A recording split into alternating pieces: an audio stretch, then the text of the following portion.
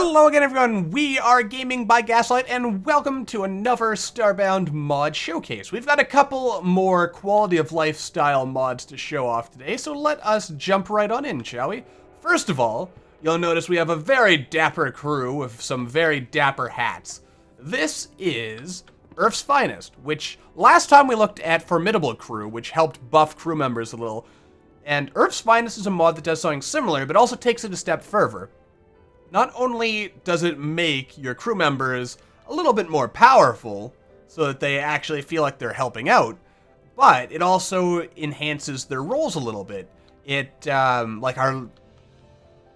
which one of you is the medic? You see, here's my one prop. I'm pretty sure you're the medic. You're the medic, right? Yes. I think. This is my problem. Because of the costumes, everyone looks kind of the same.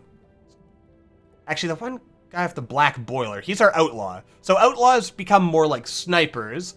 Our engineers with the orange become more like your heavy-duty support class. Your chemists are like this guy with the yellow pack. You are a chemist, right? Or are you the engineer? Stupid color blindness. They might both be engineers, and I'm an idiot.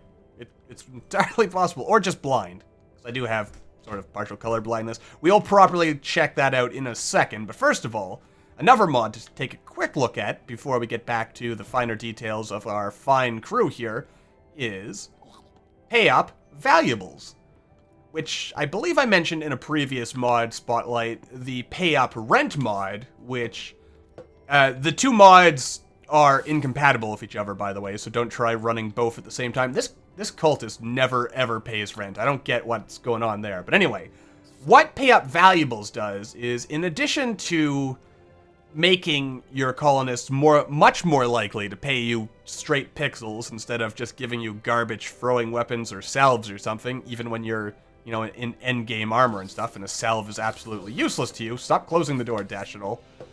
It also greatly increases, to some degree or another, the odds that you'll get little rare costume pieces and all.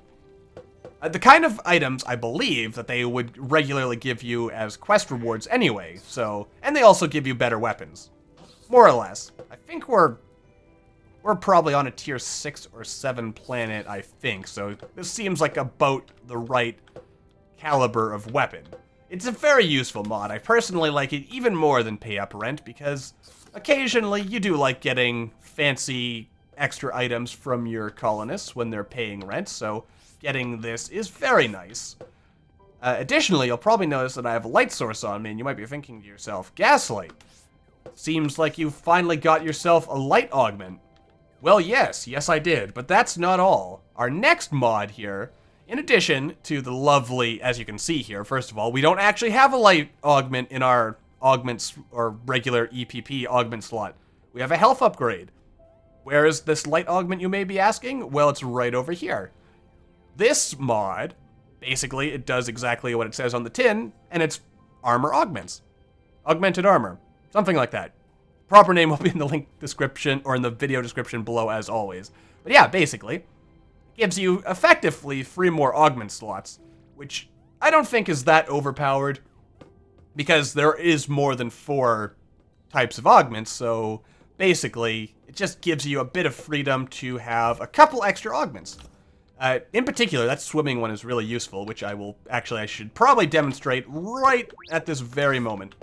In fact, I don't know why I wandered so far away, but basically, yeah, it just gives you a couple of extra augment slots to all armors, and there is an additional mod that also adds said augments. Like, see how much faster we're moving? I'm not sure if it's really obvious to tell from here.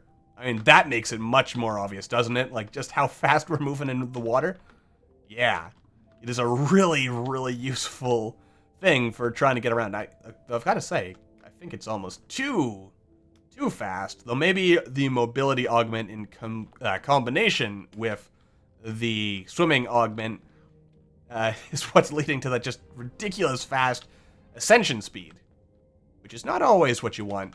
Actually, to be honest, the just big bounce there kind of makes me think of like classic 2D Mario games where you just kind of tap the button to kind of... Anyway, yeah, you know what I'm talking about if you've ever played Mario. Anyway, let's go back to the ship and look a little bit more at our fine crew, and then there is some more stuff to look at. Alright, so as you can see, we have a lovely crew. We also have a spoiler for other stuff, as it seems like every episode I do has to have at least one spoiler for something else that I intend to do later. But yeah, basically, the quartermaster, who used to be the janitor, he'll sell you stuff. He's sort of like an Infinity Express, actually, based on his stock here, which I think is pretty cool. Where's the medic? There's the medic. The medic is much better at healing. That's basically their buff there. The tailor is still a tailor, but you'll now be able to fully costume people, which I personally like. I mean, on the one hand, I do like the whole keeping a default hat thing, because there are reasons for that, I guess. But on the other hand, I also like having my crew actually wear whatever outfit I want, because maybe I want them to wear a face-concealing mask. Maybe I want them to be stormtroopers or whatever. Something. Things. It is what it is, really. But basically, the mod buffs crew, helps improve their rules a little. They still do all their vanilla rules. Your engineers will still do engineering things. Your mechanics will still do mechanic-y things, and so on and so forth. Let's just have a quick run-through of the crew. We have our outlaw. They're sort of like your long-distance snipers. Your engineer are sort of like your heavy support, as I recall. Mechanics. What is the mechanic's secondary weapon? Like, oh, I can't bring them because I've still got you. You can stay here. Mechanically, show us your other guns. It's a wrench. I think his other weapon is a pistol. Unless I keep getting mechanics and engineers mistaken, even in the vanilla game, like, or confused with each other. Because one improves fuel efficiency, and the other improves fuel tank size. As you can see, it's a little bigger. And probably a lot more efficient. But anyway, yeah, that's basically that. So, let's beam down to the planet we're currently orbiting, because I think I left all my cookware down there, which is going to be useful for the next showcase.